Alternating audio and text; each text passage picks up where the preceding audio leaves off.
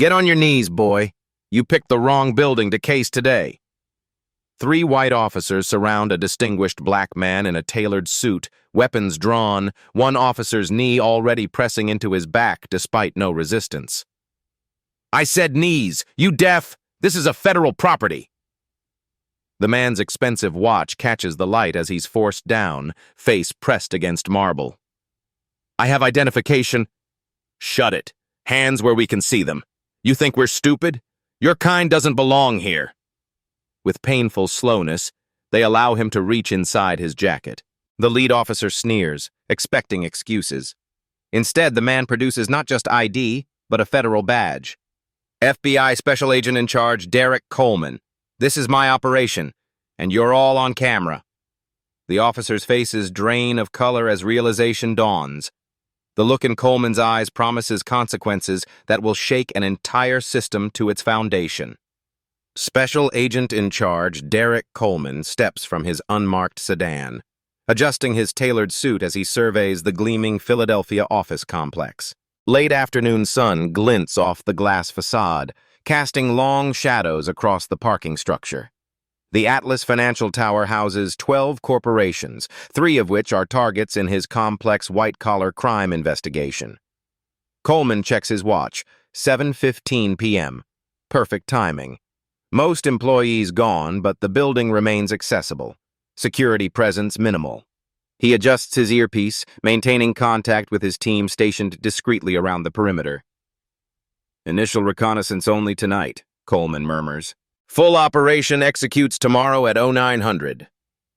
He enters through the main lobby, projecting the confident air of someone who belongs. No FBI identifiers, no visible credentials. Standard protocol for preliminary assessment.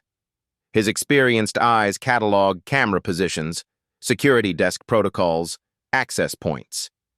15 years investigating financial crimes has honed his ability to move undetected while gathering crucial intelligence. In the security office, Nathan Barrett shifts in his chair, eyes narrowing at the monitor showing Coleman examining the building directory. Barrett, a middle-aged white man with 20 years in private security, prides himself on knowing trouble when he sees it. He watches Coleman take notes on his phone, muttering to himself. Not on my watch, Barrett whispers, reaching for his phone.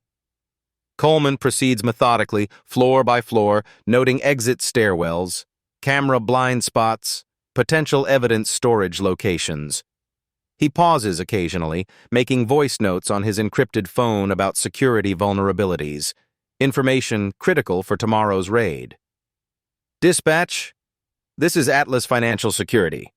Got a suspicious individual in the building after hours. Barrett speaks into his phone, eyes never leaving the monitor. Male, black, expensive suit, but acting strange. Taking photos, examining security features, possible break-in preparation. Criminal history? The dispatcher asks. Barrett's hesitation lasts only a second. Unknown, but he doesn't look like he belongs here. Our tenants are high-profile financial firms. Need officers immediately. Description? About 6 feet, athletic build, dark skin, shaved head. Moving with purpose, like he's casing the place. Currently on the 14th floor where our highest value tenants are located. As 3 patrol cars silently converge on the building, Coleman continues his assessment, unaware that his race has just transformed routine reconnaissance into a potentially dangerous confrontation. Barrett watches with grim satisfaction as blue uniforms enter the lobby, hands already hovering near their weapons. Coleman rounds the corner near the elevator bank, still dictating observations into his phone. 14th floor houses primary target offices with minimal after hours. Police! Stop right there! 3 officers block his path, the lead officer's hand already resting on his holstered weapon. Coleman freezes, immediately assessing the situation with trained precision. He slowly raises his hands to chest level, palms forward. Good evening, officers, Coleman says, voice measured and calm. Is there a problem? The lead officer, Tanner, steps forward, mid-40s, crew cut, jaw tight with premature judgment. Building security reported suspicious activity. What's your business here after hours? I'm conducting a property assessment. Coleman keeps his response vague by design. Revealing his FBI status now would compromise weeks of careful investigation preparation. The elevator doors open and Barrett steps out, pointing accusingly. That's him. Been wandering the restricted floors for almost 30 minutes. ID, Tanner demands, hand still hovering near his weapon. Coleman nods. I'm going to reach for my wallet. Slowly, Tanner barks, now unsnapping his holster. Barrett interjects. I've never seen him before. He doesn't have clearance for the executive floors. Coleman's expression remains neutral as he carefully extracts his wallet. I'm authorized to be here. By who? Barrett challenges, folding his arms across his security uniform. Tanner takes Coleman's driver's license, deliberately ignoring the federal credentials visible behind it. He studies the license, then looks at Coleman with undisguised suspicion. Mr. Coleman, Tanner emphasizes the civilian address, care to explain what kind of property assessment involves photographing security cameras and exit routes? It's standard procedure, Coleman replies, noting how the second officer has positioned himself to block the stairwell exit. If you'd like to verify— This is my building, Barrett interrupts, his voice rising, and I'm telling you he's trespassing. Coleman raises an eyebrow. Your building? And what evidence, besides my appearance, suggests I don't belong here? Barrett flushes. The way you were behaving was suspicious. Specifically how? Coleman presses. Looking at security features, taking notes, examining restricted areas, Barrett sputters. Tanner hands back only the driver's license. We've received credible reports of suspicious activity. That's enough for us to act. Coleman notes the deliberate omission of his federal credentials. Taking notes on a phone constitutes suspicious activity now? Tanner's eyes narrow dangerously as he steps closer. Final warning. Prove legitimate business here or leave in handcuffs. Coleman calculates his options in a fraction of a second. Revealing his FBI status would terminate the covert phase of a multi-million-dollar financial crimes investigation. The evidence isn't secured.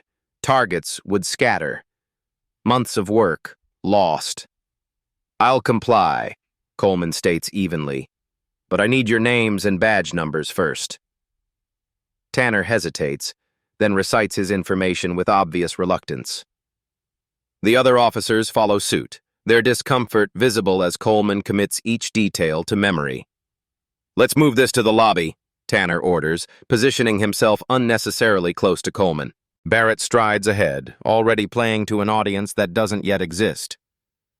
We need to secure the premises, he announces loudly as they enter the elevator. Can't be too careful these days. The lobby holds a handful of late workers, predominantly white professionals gathering their belongings. Heads turn as the officers escort Coleman through the marble expanse. Barrett increases his volume, ensuring everyone hears. Security threat neutralized, folks. Nothing to worry about. Coleman notices smartphones emerging, recording the scene.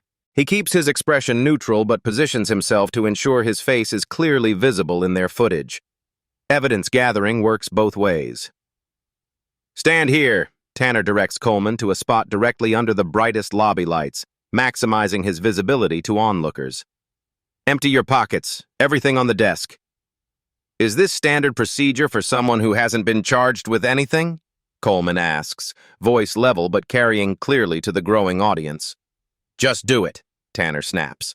Coleman complies methodically, placing each item with deliberate precision.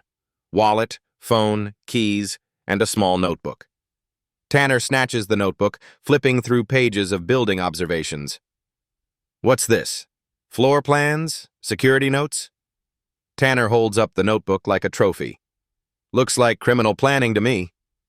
Those are professional observations, Coleman responds. Nothing illegal about noting building features. A crowd forms at a safe distance, murmuring. Barrett puffs up his chest, playing security hero. This is what happens when we stay vigilant, people. This is how we keep this building safe. His pointed glance at Coleman makes the subtext clear. From people like you. Coleman spots two black women among the onlookers, their expressions a mixture of recognition and resignation. They've seen this before, perhaps experienced it themselves. "Are we finished?" Coleman asks after Tanner thoroughly examines each of his possessions. "Or would you like to continue this public spectacle?" "Don't get smart," Tanner warns, handing back Coleman's belongings with deliberate roughness. "We're escorting you out. Don't return without proper authorization." Outside, with no audience but the night security camera, Tanner's professionalism slips further. "Let me make something clear. You'd be smarter not to come back to this building." "Is that a threat?" Coleman asks quietly. "Or are you banning me based on my race rather than any action?" Tanner's face hardens. "I'm warning you about trespassing charges. Next time won't be a friendly conversation."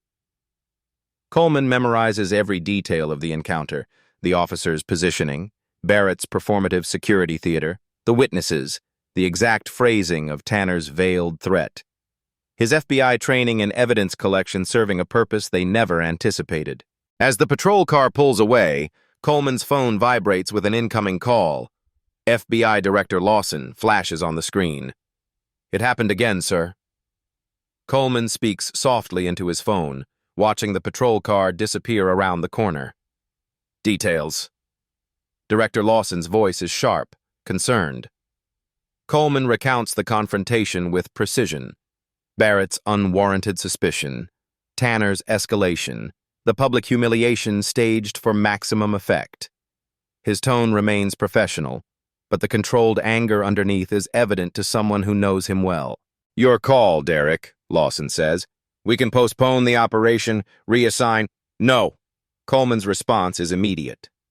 "The financial investigation proceeds as planned, but I'm documenting this incident for the secondary protocol." "You're certain? Revealing your status tomorrow will make the point more effectively," Coleman finishes. "They need to see both sides of the coin." Silence hangs between them for a moment, then, "Understood. Full support from this office. Document everything." Coleman ends the call and steps into his sedan, mind already reformulating tomorrow's operation. He opens a secure app on his phone, dictating a detailed report of the incident. Names, badge numbers, timestamps, exact quotes, witness descriptions. The report automatically routes to a specialized FBI Civil Rights Division tracking law enforcement bias incidents. The hotel room serves as a temporary command center. Coleman pins photographs of tomorrow's targets on the wall. Financial executives involved in a complex fraud scheme operating from offices in the Atlas building. Now he adds 3 new photos: Barrett, Tanner, and the patrol officer. 3 months earlier, Coleman sat in Director Lawson's office as surveillance footage played on the screen. Another black FBI agent, surrounded by local police during an undercover operation, forced to reveal federal status prematurely. "That's the 5th incident this quarter," Lawson had said, rubbing his temples. "We're losing operations because our agents of color can't complete reconnaissance without being profiled." Coleman had leaned forward. "We need to document these patterns systematically, not just terminate the encounters by revealing credentials." Now, Coleman calls Agent Rivera, his second in command. "We need to adjust tomorrow's parameters. Building security and local police may become hostile factors." "They made you?" Rivera asks. "Not exactly," Coleman explains. "They made assumptions. We'll use that." Meanwhile, Barrett sits in a hotel bar with a colleague, nursing a whiskey. "Had to escort someone out tonight. Suspicious character casing the 14th floor. "Yeah?" his colleague asks without much interest. "You know the type?" Barrett continues, lowering his voice. "Didn't belong there. Trying to look like he fit in, but I wasn't fooled." His colleague shifts uncomfortably. "What exactly made him suspicious?" Barrett hesitates. "Professional instinct. 20 years in security, you develop a sense for these things." Back in his hotel room, Coleman reviews the case files one final time. The Atlas financial investigation represents millions in investor fraud, money laundering through shell companies with connections to organized crime, all operating behind the respectable glass facade Barrett so zealously protects, but only from certain people. Coleman makes his decision. Tomorrow, 2 investigations will proceed simultaneously. The financial crimes operation planned for weeks, and now, documentation of the systemic bias he experienced firsthand. He places his FBI credentials on the nightstand, a symbol of the authority he deliberately withheld tonight. Tomorrow, Coleman tells Rivera over the secure line, we're going to conduct 2 raids instead of 1. Morning light catches on Coleman's FBI windbreaker as he strides through the Atlas building's revolving doors. Behind him, 12 agents in matching gear form a precise, tactical formation. Each wears body cameras.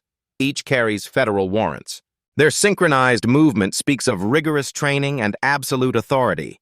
Coleman wears his credentials openly now, the gold FBI shield gleaming against the dark fabric. His expression remains professionally neutral, but his posture has transformed. This is Special Agent in Charge Coleman in his element, leading a major federal operation. Barrett's coffee cup freezes halfway to his mouth as he watches the security feed. His face contorts in recognition, then alarm. He fumbles for his phone, bypassing dispatch to call Tanner's direct line. The guy from yesterday, he's back, with a team. They're wearing FBI jackets. Coleman approaches the security desk where a different guard sits wide-eyed at the sudden federal presence. Special Agent in Charge Coleman, FBI. He presents his credentials and a folder of documents.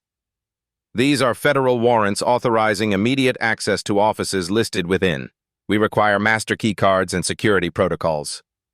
Barrett emerges from the back office, face flushed. Agent, I didn't realize yesterday. There seems to have been a misunderstanding.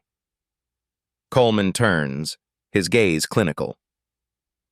Mr. Barrett, we require immediate access to the following locations. He slides a document across the counter, ignoring Barrett's attempted explanation. Barrett examines the warrant with trembling hands, then steps away to make another call, this time to Harold Westfield, the building's owner. Sir, the FBI is here with warrants. The man I had removed yesterday, he's leading them. Coleman dispatches his team with efficient precision. Rivera, take the 14th floor, Jackson 15th. Williams, secure the server room. The agents disperse throughout the building as Barrett watches helplessly. His security protocols, so zealously enforced against Coleman yesterday, now rendered meaningless by federal authority. Tanner arrives 7 minutes later, uniform hastily assembled. He freezes at the lobby entrance, watching FBI agents methodically entering offices, carrying evidence bags. His expression shifts from confusion to dawning horror as he spots Coleman directing the operation. Coleman acknowledges Tanner with nothing more than a professional nod before returning to coordination efforts. The power dynamic has completely reversed. Coleman now commands the space where yesterday he was treated as an intruder. Barrett hovers nearby, alternating between nervous glances at Coleman and anxious looks toward the entrance. When the elevator doors open to reveal a distinguished older man in an expensive suit, Barrett's anxiety visibly peaks. Coleman turns just as Harold Westfield, primary target of the financial investigation, steps directly into the FBI's path. Harold Westfield stops mid-stride, his authoritative entrance collapsing as he registers the FBI presence. His eyes dart from the agents efficiently moving through his building to Coleman, who now approaches with deliberate calm. Mr. Westfield. Coleman's tone is professionally detached. I'm Special Agent in Charge Derek Coleman, FBI Financial Crimes Division. What is the meaning of this invasion? Westfield attempts to project outrage, but his voice wavers. 62 years old, silver-haired, with the practiced confidence of wealth, he's unaccustomed to challenges to his authority. Coleman extends the warrant. This details the scope of our investigation into securities fraud and money laundering operations within this building, specifically involving Westfield Holdings, Atlas Investment Partners, and Meridian Trust. Barrett edges closer, sweat beading on his forehead. Mr. Westfield, this is the individual I mentioned from yesterday's incident. Coleman turns his attention to Barrett. Yes, Mr. Barrett. Perhaps you'd like to elaborate on that incident for Mr. Westfield? The one where you reported me as suspicious based solely on my appearance in the building? Barrett's mouth opens and closes silently. Westfield quickly distances himself. I have no knowledge of any incident. Barrett acts independently on security matters. Interesting, Coleman notes. Yet phone records show he called you immediately after I was escorted out. Westfield's composure fractures momentarily before he recovers. I own this building. Security naturally alerts me to concerns. Tanner steps forward. Sir, we were responding to a suspicious person call. Standard procedure. Of course, Coleman acknowledges with calculated politeness. Just as it's standard procedure for the FBI to investigate potential civil rights violations alongside financial crimes. The word violations lands like a physical blow. Barrett pales. Tanner's professional mask slips. Agent Rivera, Coleman calls to his second-in-command, a Hispanic agent efficiently cataloging documents. Please work with Mr. Barrett to access the remaining secured areas. Barrett hesitates, clearly uncomfortable taking directions from Rivera, revealing yet another layer of bias that Coleman silently notes. Westfield attempts to regain control. I have connections in Washington who will be very interested in this overreach. That statement has been recorded, Coleman replies evenly. I'd advise against anything that could be construed as attempting to obstruct a federal investigation. Westfield falls silent, suddenly aware of the body cameras capturing every word, every reaction. The tactical advantage he thought he possessed, connections, influence, Barrett's security measures, all rendered meaningless in the face of federal authority, wielded by the very man they had humiliated. Throughout the building, agents systematically gather evidence of financial crimes while simultaneously documenting yesterday's discrimination. The dual investigation proceeds with methodical precision under Coleman's direction. Westfield, Barrett, and Tanner exchange panicked glances as Coleman's phone rings with a call that visibly changes his expression. Coleman steps aside to take the call, listening intently before responding with a single, decisive, approved. When he returns, his expression carries an additional layer of authority. Mr. Westfield, Officer Tanner, Mr. Barrett. Coleman addresses each man deliberately. We've just received authorization to expand our investigation. I believe you'll all want your lawyers present for what comes next. Expansion? Westfield's voice tightens. The warrant specifically covers financial documentation. This is a separate matter, Coleman clarifies, his tone measured. The FBI Civil Rights Division has authorized a concurrent investigation into potential violations stemming from yesterday's incident. He turns to Barrett. We'll need all security footage from the building, particularly covering my initial visit and the subsequent confrontation. Barrett's face flushes. Some of those cameras might be malfunctioning.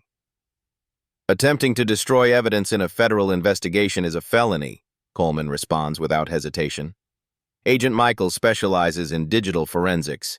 He'll secure your surveillance system immediately to prevent any unfortunate malfunctions.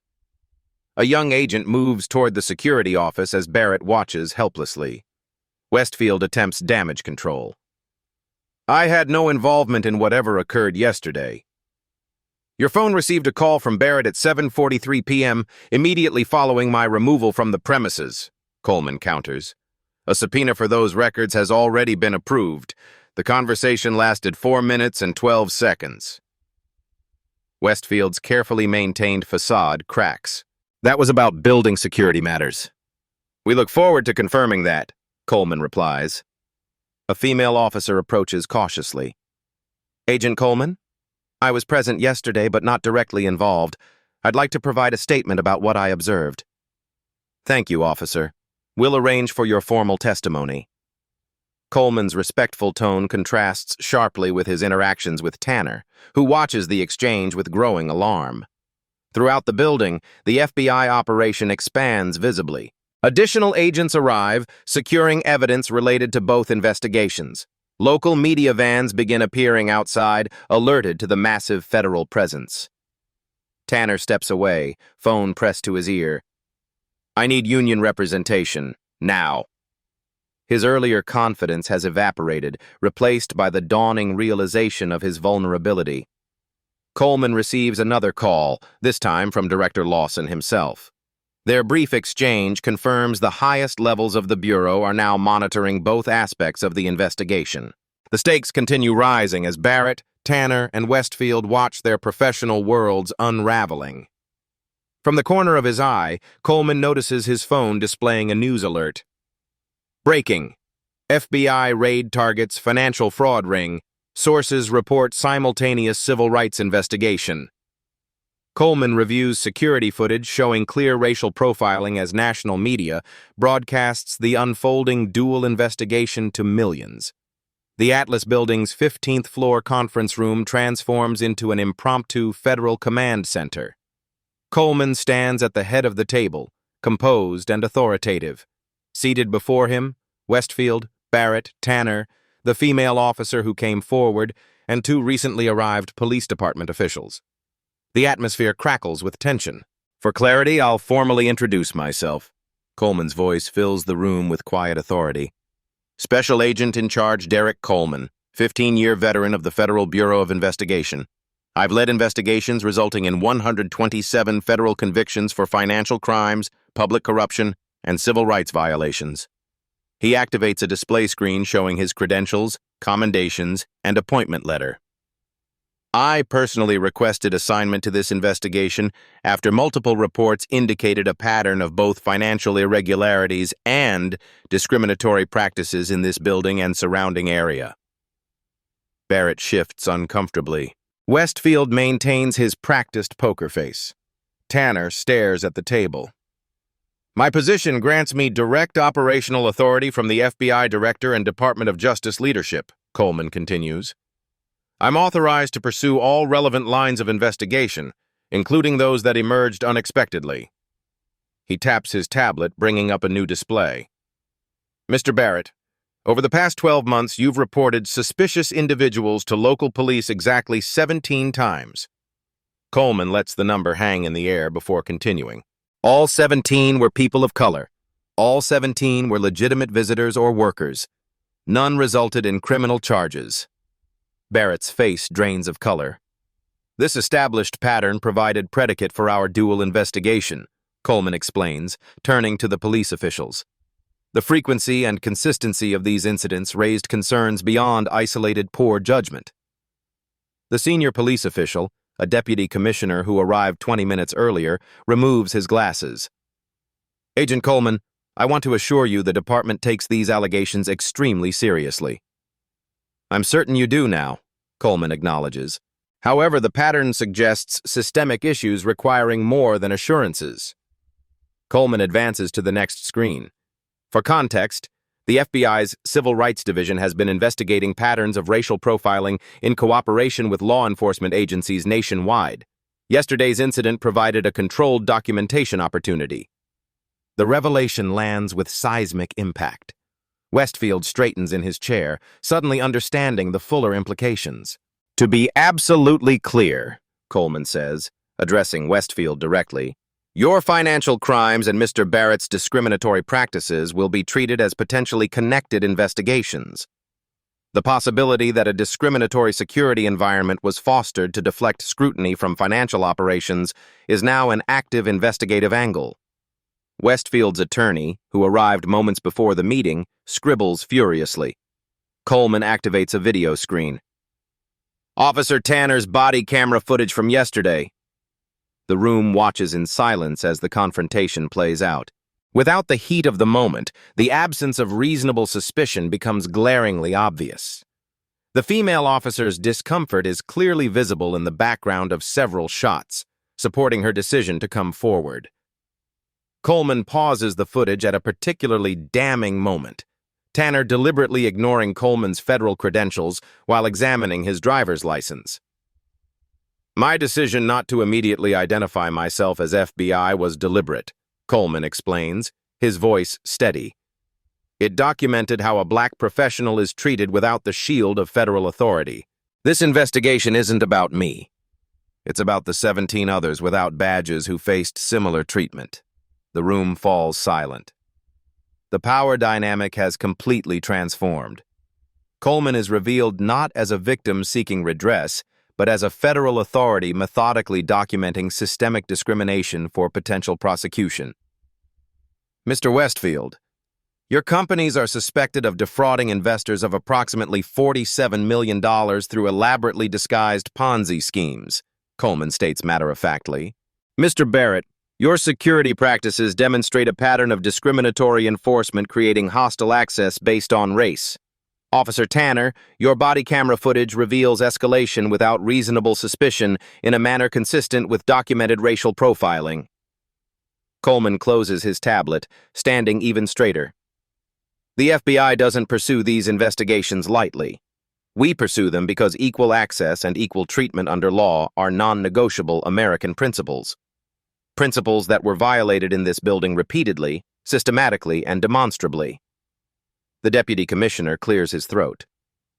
We'll cooperate fully with your investigation, Agent Coleman. I anticipated you would, Coleman responds. His gaze sweeps the room, meeting each person's eyes in turn, from Westfield's calculating stare to Barrett's defeated slump to Tanner's simmering resentment.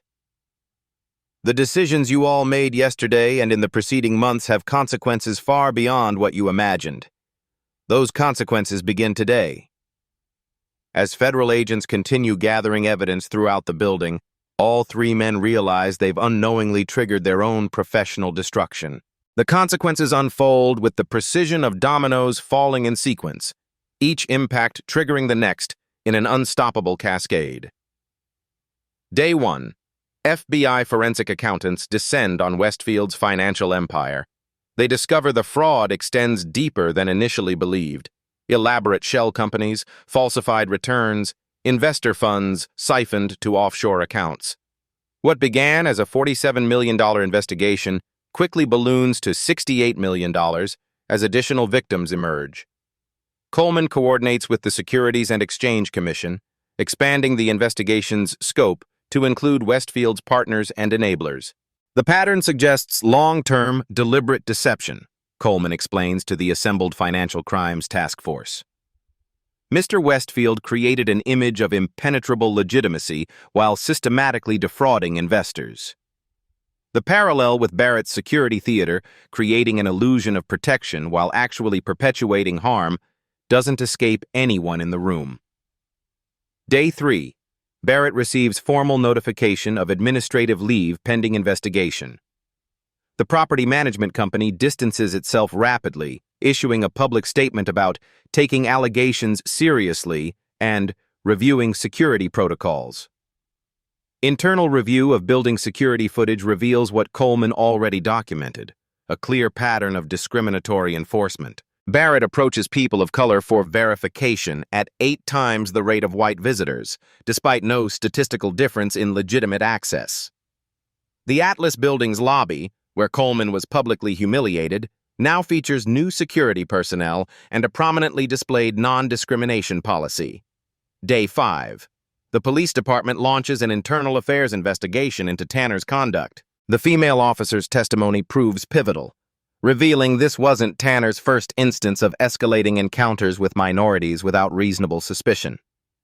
3 additional officers come forward with similar accounts, suggesting a departmental culture problem rather than isolated incidents. We're implementing immediate retraining, the deputy commissioner announces at a hastily called press conference, and reviewing all civilian complaints involving Officer Tanner from the past 5 years. Coleman watches the press conference from his temporary office in the federal building, noting how quickly institutions move to protect themselves once exposure becomes inevitable. Day 7. Coleman coordinates with the Department of Justice Civil Rights Division, establishing a formal task force addressing the intersection of financial crimes and discriminatory practices. This elevation makes the case a priority at the federal level, allocating additional resources and expanding investigative authority. These aren't separate issues, Coleman explains to the assembled federal attorneys. The discrimination created a protective barrier for the financial crimes. Each reinforced the other. Day 9. Westfield attempts to leverage political connections, making calls to congressional representatives and a former federal judge. These efforts backfire spectacularly when Coleman reveals these very attempts as potential obstruction of justice. The calls, meticulously documented by federal surveillance authorized under the initial financial crimes warrants, only strengthen the case against him. Former allies distance themselves as evidence mounts. Mr. Westfield fundamentally misunderstands his position, Coleman tells the prosecution team. He believes influence still outweighs evidence. Day 12. Media coverage intensifies. Initial reports focused on the financial crimes angle, but the discrimination aspect gains traction as more victims of Barrett's profiling come forward. 3 previous incidents involved black professionals who were humiliated in the Atlas lobby under nearly identical circumstances to Coleman's experience. Coleman gives a brief professional statement focusing on the financial investigation while acknowledging additional matters under review. His measured tone and impeccable credentials make him a compelling figure, the embodiment of authority wrongfully challenged based on race. Day 14. Barrett agrees to a disastrous television interview, attempting to salvage his reputation by claiming he was just doing his job and would have reported anyone behaving suspiciously.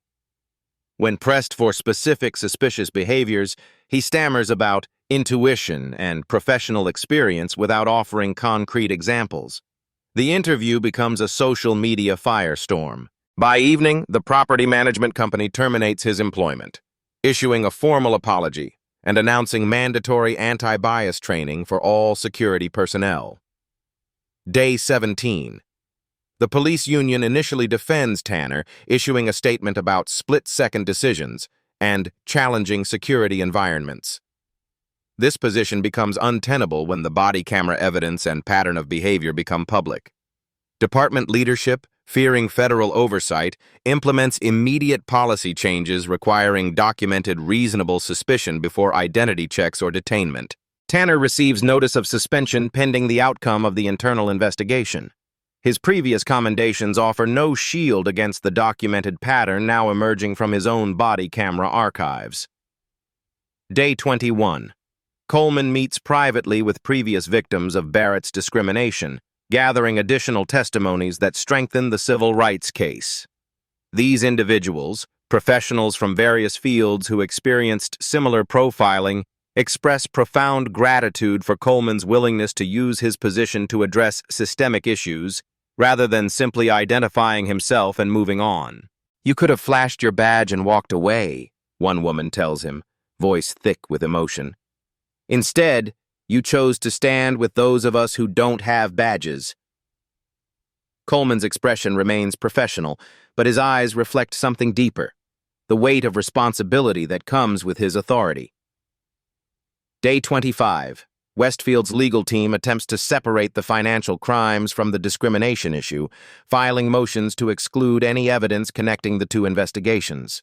Coleman's team counters with communications revealing Westfield explicitly encouraged Barrett's vigilance to keep unwanted scrutiny away from the building, directly linking the discriminatory security practices to the protection of financial crimes. The connection is explicit, Coleman explains to the federal prosecutors. Westfield created an environment where legitimate visitors were excluded based on race, effectively reducing the likelihood his financial operations would face questioning. Day 30. The FBI completes the initial phase of both investigations. The evidence is overwhelming on both fronts.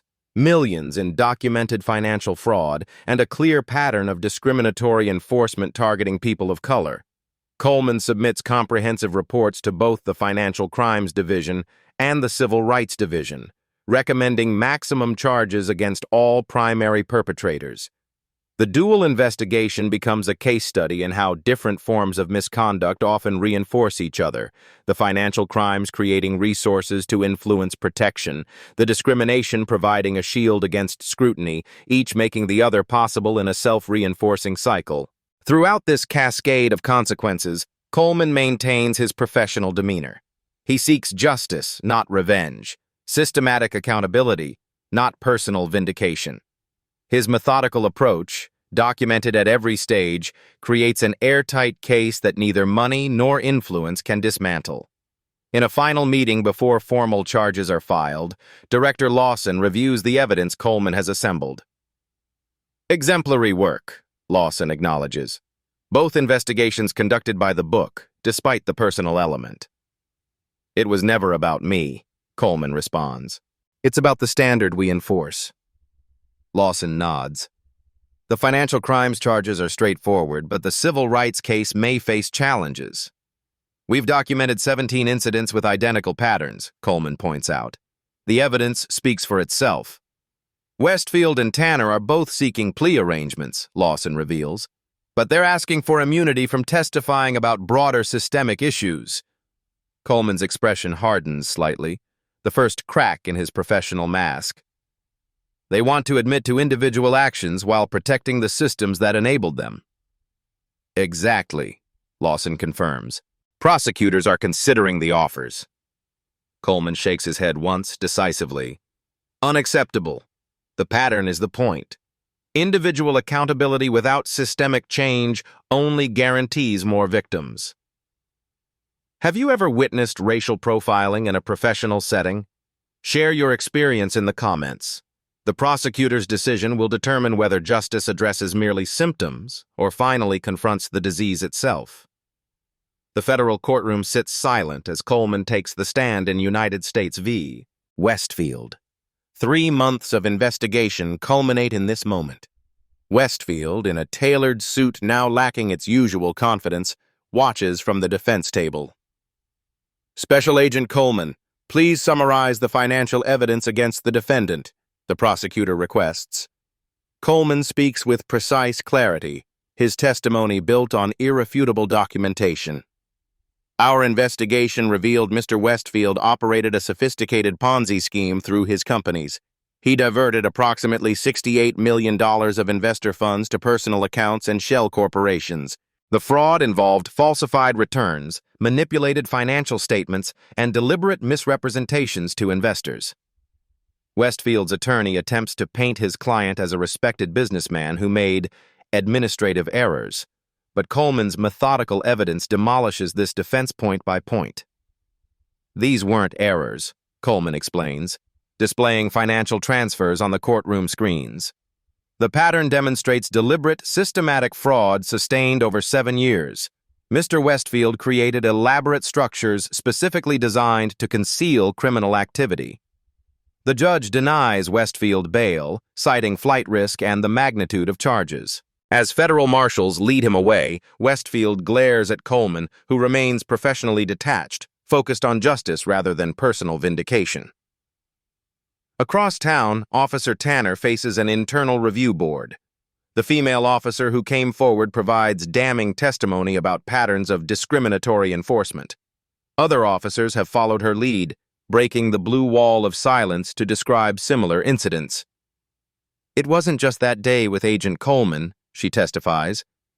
I've observed Officer Tanner escalate encounters with minorities at least 12 times without reasonable suspicion. When I raised concerns to supervisors, they were dismissed as oversensitivity.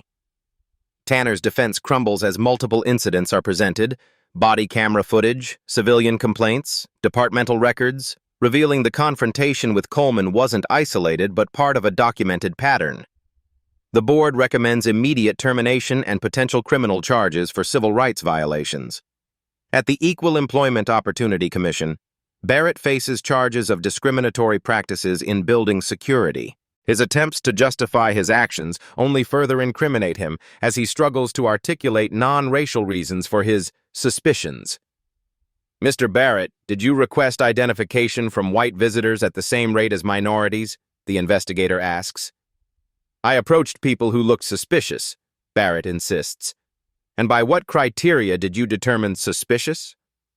Barrett's explanation dissolves into vague references to professional instinct and behavior patterns he cannot specifically identify. The security footage, showing him consistently targeting minorities while allowing white visitors to pass unchallenged, speaks more eloquently than his stammered justifications. Coleman attends each hearing, providing testimony when required but primarily observing as the systems of accountability he activated do their work. His presence serves as a powerful reminder of how these cases began and the consequences of underestimating someone based on race.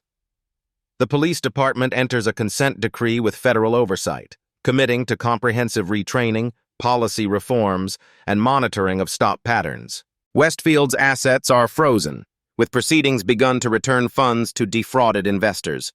Barrett, now unemployable in the security industry, accepts a settlement requiring anti-discrimination training and financial penalties. Throughout the proceedings, Coleman maintains his professional composure. He's not seeking personal vindication, but systematic accountability. Each hearing represents not just consequences for individuals, but examination of the systems that enabled their behavior. In the final federal hearing addressing the civil rights violations, Coleman delivers testimony that silences the courtroom. This case isn't about one incident or one individual's experience. It documents a pattern where appearance determined access, where bias masqueraded as security, and where discrimination created protection for financial crimes.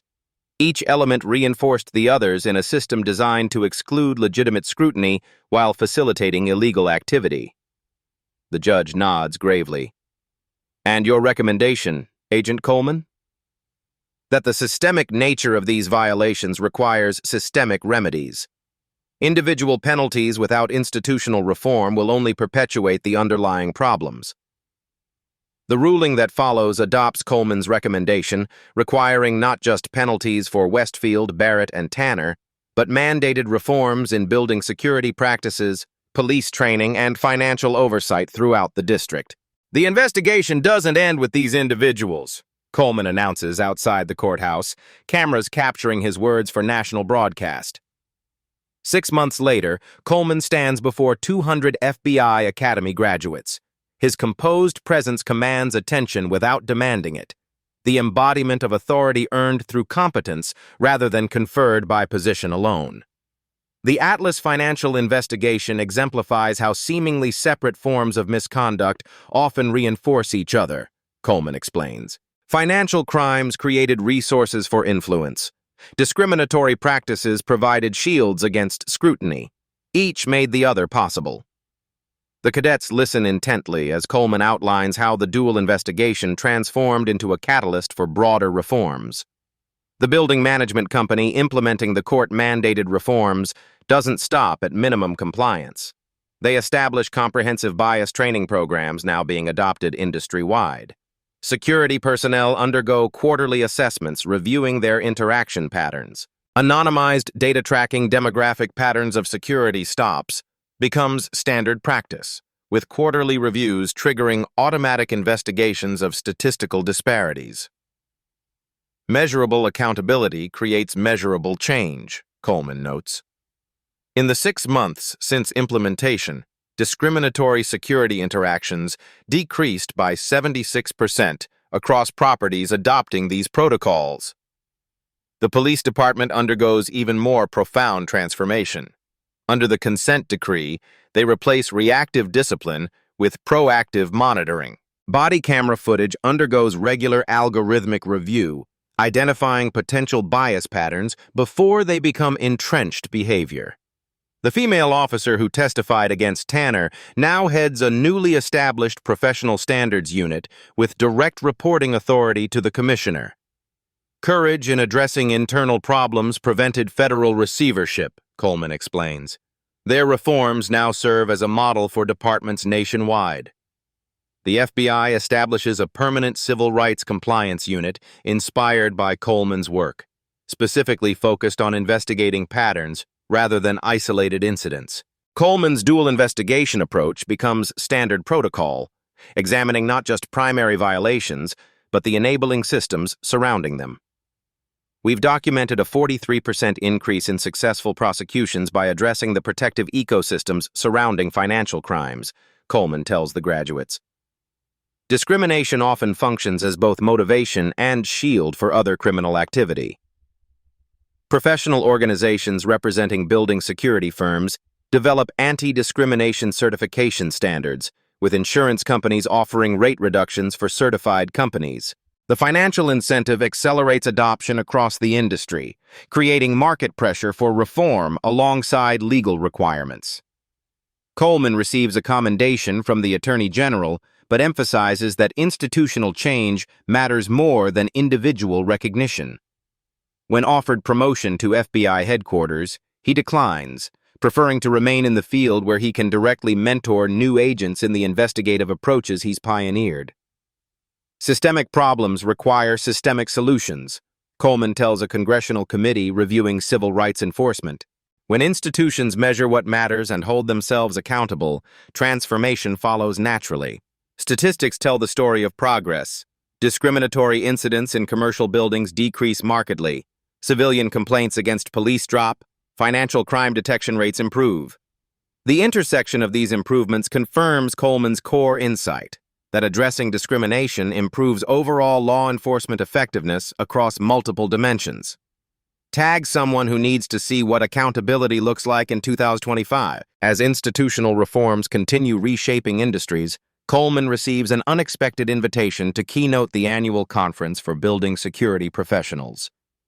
The conference hall hums with anticipation as Coleman approaches the podium. 500 security professionals, from corporate executives to frontline officers, fill the room. Among them sits a familiar face, Barrett, now employed in an entry-level position with a firm specializing in reformed security practices. True security is inclusive, not exclusive, Coleman begins, his voice measured yet engaging. It protects all legitimate users while identifying actual threats based on behavior, not appearance. He doesn't mention Barrett by name or reference their encounter directly. This isn't about reopening wounds, but charting a path forward. The industry has begun transforming itself, implementing the lessons from the Atlas case voluntarily, rather than waiting for legal mandates. The new building manager who replaced Barrett nods along from the front row. Atlas Financial Tower now operates under industry-leading protocols that emphasize objective behavioral indicators rather than subjective impressions. Their security team includes diversity in both staffing and training perspectives, creating multiple viewpoints that catch what a homogeneous team might miss. Effective security sees clearly, Coleman continues. Bias creates blind spots that actually reduce safety while creating harm. The reformed police department now partners with the FBI on community initiatives addressing the intersection of security and equal treatment. Their consent decree becomes a voluntary model other departments adopt proactively, recognizing that fair enforcement improves both community relations and operational effectiveness. Westfield serves his sentence while cooperating with broader financial crimes investigations. His testimony helps dismantle similar operations, returning millions to defrauded investors. His case study becomes standard material in securities regulation training, illustrating how discriminatory environments often indicate additional misconduct worth investigating. After the presentation, Coleman meets privately with several officers who came forward during the investigation. Their courage in addressing internal problems has earned them not ostracism, but advancement, as departments increasingly recognize that internal accountability strengthens rather than weakens their institutions. The hardest part was speaking up that first time, one officer admits. But seeing the improvements since then confirms it was worth it. Coleman returns to regular FBI duties with enhanced authority and perspective. His methodical approach to addressing both primary violations and enabling systems becomes standard procedure across multiple federal agencies. The ripple effects extend far beyond the original case, influencing how institutions approach accountability at every level. The industry publications that once celebrated aggressive security now feature articles on precision security, using targeted, behavior-based approaches that protect access while preventing discrimination. Insurance companies develop risk models showing that biased security practices actually increase liability rather than reducing it, creating financial incentives that align with ethical practices. Coleman occasionally drives past the Atlas building, now operating under new ownership after Westfield's assets were liquidated. The lobby where he once faced humiliation now displays a plaque commemorating the reforms that transformed industry standards. Not mentioning him by name, Coleman refused such recognition, but acknowledging the case that catalyzed change. The true measure of progress isn't in public acknowledgments, but in unremarkable daily experiences. Professionals of all backgrounds entering buildings without unnecessary challenges, security focusing on actual behavioral indicators, institutions holding themselves accountable rather than waiting for incidents to force change. Justice isn't just about punishment, Coleman tells a mentee at the FBI Academy. It's about transformation. True accountability creates change that lasts. This becomes his defining philosophy, that consequences must lead to improvements, not just penalties. That systems matter as much as individuals. That accountability works best when it transforms rather than merely punishes. The most profound impact remains largely invisible. All the confrontations that never happen, the careers unimpeded by bias, the talent not lost to discriminatory barriers. Progress measured not by what occurs, but by what no longer needs to be endured. If this story resonated with you, you're going to love what's coming next on Beat Stories. We're bringing you more true accounts of justice served, strategic empowerment, and systematic accountability in professional settings. Hit that subscribe button right now to never miss our weekly doses of justice being served to those who abuse their authority. These aren't just stories, they're masterclasses in strategic empowerment. Like this video to help more people discover how documentation and strategic patience can transform personal discrimination into institutional change. Your engagement helps us reach those who need these strategies most.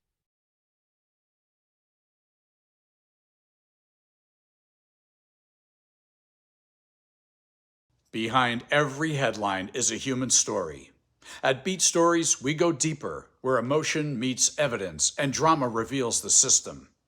If this story made you pause, reflect, or feel something, don't forget to subscribe. There's more to come.